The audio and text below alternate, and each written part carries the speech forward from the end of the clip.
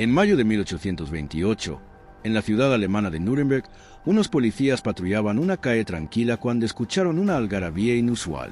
Un grupo de muchachos formaba un círculo alrededor de alguien.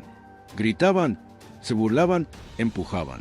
Cuando los agentes se abrieron paso entre la multitud, encontraron en el centro del círculo a un chico de unos 16 años. Estaba pálido, temblando, con la mirada perdida, aterrorizado. No parecía entender nada de lo que ocurría a su alrededor. Le preguntaron su nombre.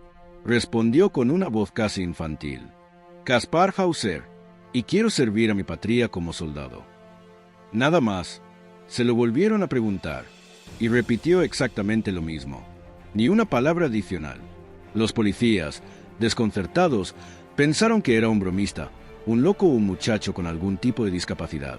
Decidieron llevárselo al comando. En el camino notaron cosas todavía más extrañas. Su ropa estaba sucia, rota, y despedía un olor fuerte, como si no se hubiera bañado en meses.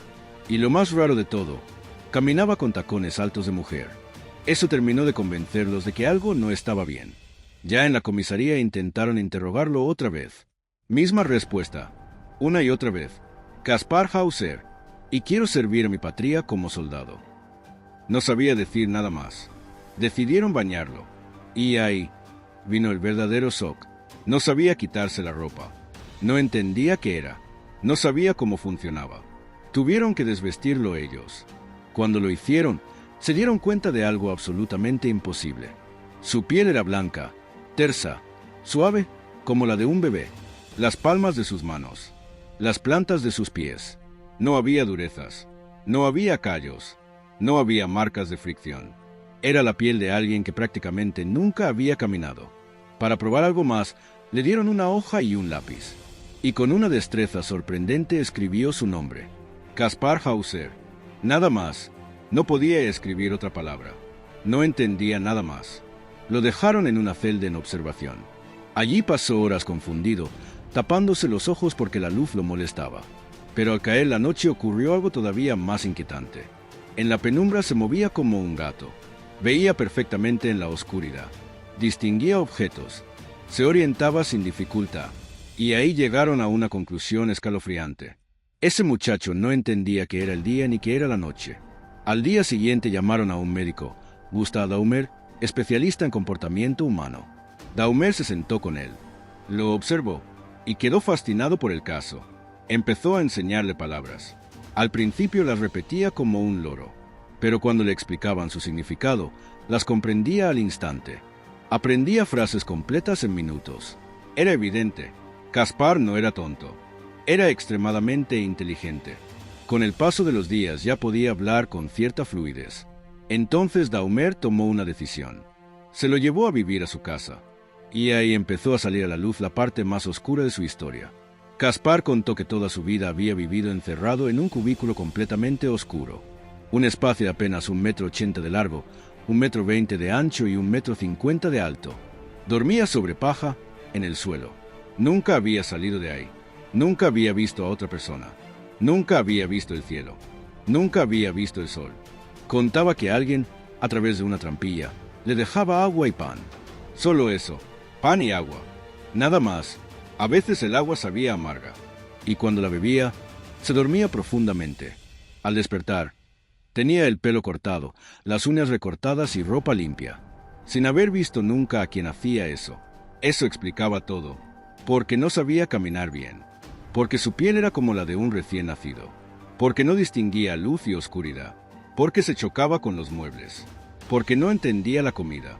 Veía el mundo en 2 dimensiones, ancho y largo, pero no profundidad. Se chocaba con todo. Nunca había aprendido a existir. Con el tiempo, Kaspar empezó a adaptarse al mundo real. Aprendió a comer comida normal.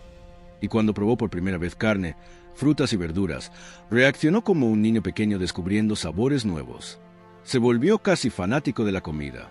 Comía despacio, con curiosidad, observando cada bocado, como si no pudiera creer que aquello existiera.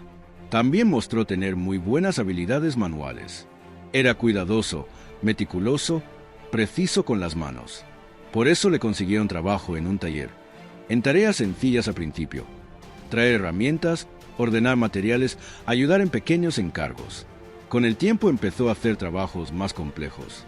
Y poco a poco se volvió el personaje más famoso de Nuremberg. La gente se detenía a mirarlo en la calle. Le hablaban, le hacían preguntas, querían saber de dónde venía. Todo el mundo lo saludaba, todo el mundo hablaba de él. Era el muchacho misterioso que había aparecido de la nada. Y ahí comenzaron las teorías. Algunos decían que era hijo bastardo de un noble poderoso, que lo habían escondido durante años para proteger una herencia, que alguien había querido borrarlo del mapa y luego, por alguna razón desconocida, decidió liberarlo. Otros aseguraban que era hijo ilegítimo del archiduque de Baden. Una teoría decía que en 1812 la princesa Estefanía había tenido un bebé que murió misteriosamente pocos días después de nacer. Pero las fechas coincidían con el nacimiento de Caspar. Y algunos criados viejos del castillo decían que aquella noche, cuando nació el bebé, una figura fantasmal había atravesado las paredes, raptado al niño desaparecido sin dejar rastro. Nunca se pudo probar nada de eso, pero el rumor creció y empezó a incomodar a gente importante. Entonces pasó algo inquietante. Una noche, alguien entró por la ventana de su habitación. Caspar sintió un golpe seco en el pecho. Había sido apuñalado. Sobrevivió, pero quedó claro que alguien no quería que siguiera vivo. Y lo más perturbador es que Caspar no tenía enemigos, no tenía poder, no tenía dinero, no tenía secretos conocidos. A pesar del ataque, siguió con su vida. Se volvió más reservado, más desconfiado. Tenía miedo de salir solo, pero trató de llevar una vida normal. Hasta que, años después, el 11 de diciembre de 1833, recibió un mensaje extraño. Un desconocido lo citaba en un parque de la ciudad. Le prometía contarle por fin la verdad sobre su origen. Caspar, dominado por la curiosidad, aceptó. Quería saber quién era, de dónde venía, porque había pasado toda su infancia encerrado. Fue al parque y nunca volvió vivo. Allí apareció el desconocido y lo apuñaló varias veces. Caspar logró arrastrarse hasta una casa cercana. Contó lo poco que pudo y murió horas después. Tenía solo 21 años. En la autopsia encontraron cosas rarísimas.